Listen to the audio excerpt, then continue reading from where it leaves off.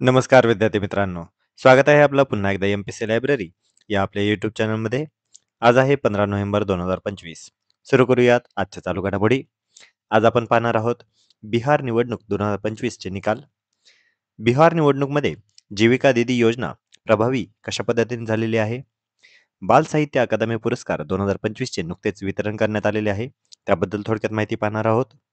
मित्रशक्ती युद्धाभ्यास 2025 हा कोणत्या दोन देशांदरम्यान पार पडत आहे आणि UN टुरिझमच्या संस्थेच्या महासचिवपदी पहिल्या महिला कोण झालेल्या आहेत.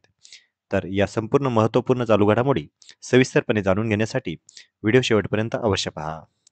सुरू करूयात कालच्या एका प्रश्नाने. काल आपण व्हिडिओच्या शेवटी एक प्रश्न पाहिलेला होता. 6व्या महाराष्ट्र वित्त आयोगाचे नवीन अध्यक्ष कोण झालेले आहेत. तर याचे योग्य उत्तर आहे पर्याय क्रमांक 2 डॉक्टर नितीन करीर. विद्यार्थी मित्रांनो, काल आपण एकंदरीतच महाराष्ट्र वित्त आयोगाबद्दल सविस्तरपणे माहिती जाणून घेतलेली आहे. ही माहिती आपल्याला आगामी परीक्षांसाठी अतिशय उपयुक्त आहे. कालचा व्हिडिओ अतिशय महत्त्वाचा आहे. तुम्ही तो पुन्हा एकदा रिवाइंड करून पाहू शकता.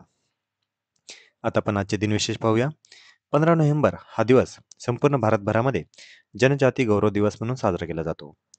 1875 मध्ये झारखंडमधील आदिवासी स्वातंत्र्य सैनिक बिरसा मुंडा यांचा आजच्या दिवशी जन्म झालेला होता आणि त्यांच्या जयंतीनिमित्तच जनजाती गौरव दिवस म्हणून हा साजरा केला जातो.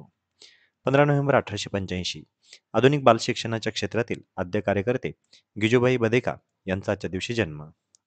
15 नोव्हेंबर 1630 जर्मन गणिततज्ञ व खगोलशास्त्रज्ञ योहान केपलर यांच्या आजच्या दिवशी निधन. 15 नोव्हेंबर 1982 भूदान चळवळीचे प्रणेते महात्मा गांधीचे पट्टशिष्य आचार्य विनोबा भावे यांची आज पुण्यतिथी. 15 नोव्हेंबर 2023 आजच्या दिवशी PM जनमन योजना या योजनेचा शुभारंभ करण्यात आलेला होता. प्रधानमंत्री जनजाती आदिवासी न्याय महाअभियान असे देखील PM जनमन या योजनेचं नाव आहे. या योजनेचा उद्देश काय होता, तर विशेषतः असुरक्षित आदिवासी गटांच्या म्हणजे PVTG या ग्रुपच्या सामाजिक व आर्थिक परिस्थिती सुधारणे. 15 नोव्हेंबर 2000 झारखंड राज्याची निर्मिती ही आजच्या दिवशी झालेली आहे. 15 नोव्हेंबर 2000 हे डेट लक्षात ठेवा. झारखंड हे राज्य भारतातील 28वे राज्य होते आणि बिहार राज्याचे विभाजन करून या झारखंड राज्याची निर्मिती करण्यात आलेली होती. त्यामुळे 15 नोव्हेंबर हे दिनविशेष अतिशय महत्त्वाचे आहेत. ते आपण आता पाहिलेले आहेत. आता आपण आपल्या चालू घडामोडींना सविस्तरपणे प्रश्नोत्तराच्या स्वरूपामध्ये पाहण्यास सुरुवात करूया. प्रश्न क्रमांक पहिला. बिहार निवडणूक 2025 मध्ये सर्वात मोठा पक्ष कोणता ठरलेला आहे. तर यासाठीचे पर्याय आहेत. पर्याय क्रमांक 1 JDU, पर्याय क्रमांक 2 RJD, पर्याय क्रमांक 3 BJP आणि पर्याय क्रमांक 4 LJP-RV. तर या प्रश्नाचं योग्य उत्तर आहे पर्याय क्रमांक 3 BJP. बिहार निवडणूक 2025 चे निकाल आता नुकतेच जाहीर झालेले आहेत आणि NDA या गटाने बिहार ही निवडणूक जिंकलेली आहे. राष्ट्रीय लोकशाही आघाडीत म्हणजेच NDA या गटाने जोरदार यश मिळवलेलं आहे. 243 सदस्यांच्या विधानसभामध्ये 202 जागा या NDA या घटकाने जिंकलेल्या आहेत. मुख्य पक्षांची कामगिरी पाहूया. BJP च्या 89 जागा आहेत आणि 89 जागा मिळवून BJP हा बिहारमधील सर्वात मोठा पक्ष ठरलेला आहे. त्यानंतर दुसऱ्या क्रमांकाचा पक्ष आहे JDU, जो नितीश कुमार यांचा पक्ष आहे, ज्यांनी 85 जागा जिंकलेल्या आहेत. इतर NDA साथीदार कोणते आहेत, तर LJP जे रामविलास पासवान या गटाचे आहेत. त्यानंतर या LJP या गटाने 19 जागा मिळवलेल्या आहेत आणि बाकीचे NDAचे घटक पक्ष म्हणजेच HAMS आणि इतरांनी पण महत्त्वाचे यश मिळवलेले आहे. विरोधी महागठबंधन म्हणजेच RJD केंद्रित जो महागठबंधन होता, हा खूप मागे पडलेला आहे. त्यातील प्रमुख पक्ष म्हणजे RJD जो तेजस्वी यादव यांचा पक्ष आहे. या RJD पक्षाने सुमारे 25 जागांवर मर्यादित राहिलेला आहे. काँग्रेसला बिहार निवडणुकीमध्ये अतिशय माघार पत्करावी लागलेली आहे. त्यांना फक्त 6 जागा मिळवलेल्या आहेत. तर लक्षात घ्या, NDAने ही निवडणूक जिंकलेली आहे. NDAमधील प्रमुख पक्ष म्हणजे BJP 89 जागा, JDU 85 जागा. आपल्याला परीक्षेमध्ये अशा पद्धतीचा निकाल विचारला जाऊ शकतो. त्यामुळे आपल्याला याबद्दलची माहिती असणं आवश्यक आहे. बिहार निवडणुकीबद्दल थोडक्यात अजून माहिती पाहूया. नवीन काही पक्ष या बिहार निवडणुकीमध्ये लढवलेले होते. त्यातील प्रशांत किशोर यांचा पक्ष जनसुराज्य पार्टी हा खूप चर्चेमध्ये होता, परंतु त्यांनी अपेक्षेइतकी यशस्वी ठरू शकलेले नाहीये, कारण त्यांनी एकही जागा जिंकलेली नाहीये. मतदारांचा सहभाग या निवडणुकीमध्ये प्रचंड होता, कारण आत्तापर्यंत बिहारच्या एकूण इलेक्शन पैकी म्हणजे 1951 नंतर झालेल्या संपूर्ण निवडणुकांपैकी सर्वाधिक मतदान यावर्षी झालेले होते. 2025 मध्ये 66.9% इतके इतिहासातील उच्च स्तरांपैकी एक असे मतदान झालेले होते आणि यामधील महिला मतदारांचा सहभाग हा विशेषतः जास्त होता. म्हणजे जवळपास 71% महिलांनी बिहार निवडणुकीमध्ये आपला वोट दिला होता आणि हा त्यांच्या बाजूने एक मोठा फॅक्टर मानला जात आहे. एन-डी-एच्या विजयाची कारणे काय आहेत? तर महिला आणि ई-बी-सी कॉम्बो म्हणजेच महिलांमध्ये आणि ई-बी-सी म्हणजेच अत्यल्प आर्थिक परिस्थितीतून येणाऱ्या समुदायामध्ये एन-डी-एचा समर्थक ठोस जास्त होता. त्यामुळे बिहार निवडणुकीमध्ये हा प्रभाव जास्त ठरलेला दिसून येतोय. प्रश्न क्रमांक 2. जीविका दीदी योजना ही कोणत्या राज्यात राबवली जाते? तर यासाठीचे पर्याय आहेत पर्याय क्रमांक 1 महाराष्ट्र, पर्याय क्रमांक 2 उत्तर प्रदेश, पर्याय क्रमांक 3 बिहार आणि पर्याय क्रमांक 4 मध्य प्रदेश. तर या प्रश्नाचं योग्य उत्तर आहे पर्याय क्रमांक 3 बिहार. तर बिहार निवडणुकामध्ये एन-डी-एने आता ऐतिहासिक असा विजय मिळवलेला आहे आणि यासाठी जीविका दीदी योजना ही प्रभावी ठरलेली आहे असे म्हटले जात आहे. तर या जीविका दीदी योजनेबद्दल थोडक्यात माहिती पाहूया. ग्रामीण महिलांच्या सक्षमीकरणासाठी ही ताकद दिली जाणार आहे. बिहार सरकारची जीविका दीदी योजना ही ग्रामीण महिलांना आर्थिक व सामाजिकदृष्ट्या सक्षम बनवण्यासाठी राबवली जाणारी एक प्रभावी मोहीम आहे. हा उपक्रम BRLPS म्हणजे जीविका यामार्फत संपूर्ण राज्यात यशस्वीपणे चालवला जातो. या योजनेची ठळक वैशिष्ट्ये काय होती? तर महिला सक्षमीकरण याद्वारे होणार होते. महिलांना सेल्फ हेल्प ग्रुप या म्हणजे एस-एच-जीमध्ये संघटित केले जाते. आर्थिक मदत ही दिली जाते. म्हणजे छोटा व्यवसाय सुरू करण्यासाठी कर्ज किंवा अनुदान उपलब्ध करून दिले जाते.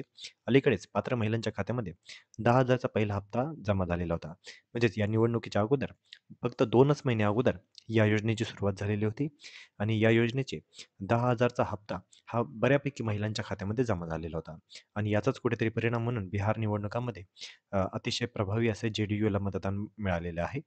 कौशल्य विकास प्रशिक्षण देखील या योजनेअंतर्गत दिलं जातं. म्हणजे शिवणकाम, कृषी उद्योग, खाद्य उत्पादन, डिजिटल सेवा इत्यादी क्षेत्रामध्ये प्रशिक्षण दिले जाते. महिला स्वावलंबी उद्योजक बनवण्यास मदत केली जाते. सामाजिक परिवर्तनाचे नेतृत्व देखील यामध्ये दिले जाते. जीविका दीदी म्हणजेच आरोग्य, पोषण, स्वच्छता, शिक्षण या मुद्द्यावर गावोगावी जागरूकता निर्माण करतात. समाजामध्ये सकारात्मक बदल घडवणारा महिलांचा प्रभावी नेटवर्क याद्वारे केला जातो. शासकीय योजनांची जोडणी देखील या योजनेमार्फत केली जाते. म्हणजेच एम-जी नरेगा असेल, जलजीवन हरियाली असेल इत्यादी सरकारी योजनांचा गाव पातळीवर लोकांपर्यंत पोहोचवण्याचं काम या जीविका दीदीमार्फत करण्यात येत होते. त्यामुळे नाव लक्षात ठेवा जीविका दीदी योजना ही कोणत्या राज्यामध्ये आहे? तर बिहार या राज्यामध्ये आहे आणि बिहार निवडणुकीमध्ये याचा अतिशय चांगला प्रभाव दिसून आलेला आहे. प्रश्न क्रमांक 3. बालसाहित्य पुरस्कार 2025 मध्ये मराठीसाठी विजेता कोण ठरलेला आहे? तर यासाठीचे पर्याय आहेत पर्याय क्रमांक 1 अरुण कोलटकर, पर्याय क्रमांक 2 डॉक्टर सुरेश सावंत, पर्याय क्रमांक 3 वसंत आबाजी डहाके आणि पर्याय क्रमांक 4 अच्युत गोडबोले. तर या प्रश्नाचं योग्य उत्तर आहे पर्याय क्रमांक 2 डॉक्टर सुरेश सावंत. तर नुकताच बालसाहित्य पुरस्कार 2025 चे वितरण करण्यात आलेले आहे. प्रतिष्ठित साहित्य अकादमीच्या बालसाहित्य पुरस्कार 2025 चे वितरण तानसेन मार्गावरील त्रिवेणी कला संगम येथे पार पडलेले आहे. साहित्य अकादमीचे अध्यक्ष माधव कौशिक यांच्या हस्ते हे पुरस्कार प्रदान करण्यात आलेले आहेत.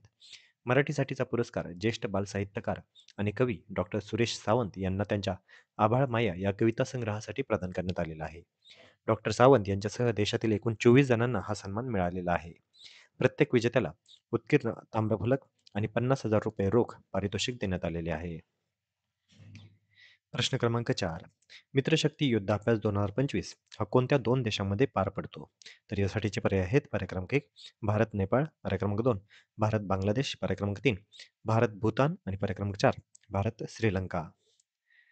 तर या प्रश्नाचं योग्य उत्तर आहे पर्याय क्रमांक 4 भारत श्रीलंका.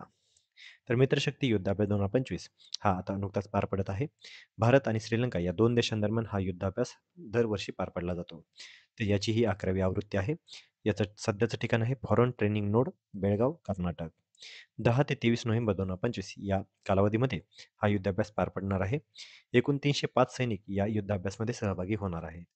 मित्रशक्ती या सरावाचे आयोजन दरवर्षी होते आणि या युद्धाभ्यासची सुरुवात ही 2012 यावर्षी करण्यात आलेली होती. त्यामुळे नाव लक्षात घ्या मित्रशक्ती युद्धाभ्यास भारत आणि श्रीलंका. कालच्या व्हिडिओमध्ये सांगितल्याप्रमाणे सध्या भारत सरकारमार्फत किंवा भारत आर्मी किंवा इंडियन आर्मी मार्फत वेगवेगळे युद्धाभ्यास सध्या खूप मोठ्या प्रमाणावर पार पाडले जात आहेत. कारण युद्धजन्य परिस्थितीच्या काळामध्ये अशा पद्धतीचे युद्ध सराव हे वारंवार पार पाडले जातात. त्यामुळे आपल्याला परीक्षेच्या अनुषंगाने देखील हे माहिती असणं आवश्यक आहे. प्रश्न क्रमांक 5. UN टुरिझम या संस्थेच्या महासचिवपदी निवड झालेल्या पहिल्या महिला कोण आहेत? यासाठीचे पर्याय आहेत पर्याय क्रमांक 1 अमीना मोहम्मद, पर्याय क्रमांक 2 शेखा नासेर अल नोवेस, पर्याय क्रमांक 3 क्रिस्टलिना जॉर्जिवा आणि पर्याय क्रमांक 4 मारिया फर्नांडेज. तर या प्रश्नाचं योग्य उत्तर आहे पर्याय क्रमांक 2 शेखा नासेर अल नोवेस. तर शेखा नासेर अल नोवेस या UN टुरिझमच्या महासचिवपदी आता त्यांची निवड झालेली आहे. शेखा नासेर अल नोवेस यांचं नाव लक्षात ठेवा. संस्थेची महासचिव म्हणून पदभार स्वीकारणाऱ्या त्या पहिल्या महिला तसेच पहिल्या गल्फ राष्ट्रीय ठरलेल्या आहेत. संस्थेच्या 50 वर्षाच्या इतिहासात या संस्थेचे नेतृत्व करणाऱ्या त्या पहिल्या महिला ठरलेल्या आहेत. त्या 2026च्या सुरुवातीला त्यांचा कार्यभार स्वीकारतील. त्यांचा कार्यकाळ हा 4 वर्षांचा असणार आहे. 2026 ते 2030 या काळासाठी त्या आता महासचिवपदी असणार आहेत. स्पेनमधील सेगोविया येथे झालेल्या 123व्या संयुक्त राष्ट्र पर्यटन कार्यकारी परिषदेच्या सत्रामध्ये त्यांची नियुक्ती ही निश्चित करण्यात आलेली होती. शेखा अल नोवेस यांनी व्यवसाय आणि पर्यटन या दोन्ही क्षेत्राचा 16 वर्षाचा अनुभव त्यांना आहे. त्यामुळे नाव लक्षात ठेवा, शेखा नासेर अल नोवेस, UN टुरिझमच्या महासचिव. तर विद्यार्थी मित्रांनो, आजचे अतिशय महत्त्वाचे असे चालू घडामोडी होते. तर याच चालू घडामोडीवर आधारित मी आता एक प्रश्न विचारणार आहे, ज्याचं उत्तर तुम्ही सर्वांनी आता कमेंटमध्ये द्यायचं आहे. प्रश्न आहे, बिहार विधानसभा निवडणूक 2025 मध्ये एनडीएने एकूण किती जागा जिंकलेल्या आहेत? तर यासाठीचे पर्याय आहेत पर्याय क्रमांक 1 185, पर्याय क्रमांक 2 207, पर्याय क्रमांक 3 200 आणि पर्याय क्रमांक 4 202. तर या प्रश्नाचं योग्य उत्तर तुम्ही सर्वांनी आता कमेंटमध्ये द्यायचं आहे. जे कोणीही विद्यार्थी या प्रश्नाचं योग्य उत्तर कमेंटमध्ये देतील त्यांच्या कमेंटला नक्कीच लाईक देखील देण्यात येईल. तर विद्यार्थी मित्रांनो, या होत्या आजच्या चालू घडामोडी.